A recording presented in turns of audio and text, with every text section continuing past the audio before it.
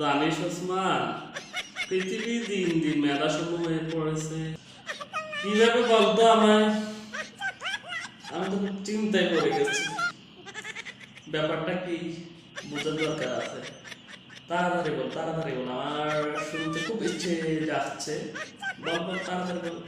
এই তোর এরিস্টটল মারা গেল, নিউটনও গত হয়েছে, আইনস্টাইন তো মরে ভূত হয়ে গেছে, স্টিফেন হকিংয়েরও সময় শেষ, আর আমার শরীরটাও কয়েকদিন ধরে ভালো যাচ্ছে না। কি যে হবে বুঝতেছি না। ঠিকই তো বন্ধু, তুই তো ভালোই কথা বলেছিস। আমি তো এভাবে চিন্তাই করিনি।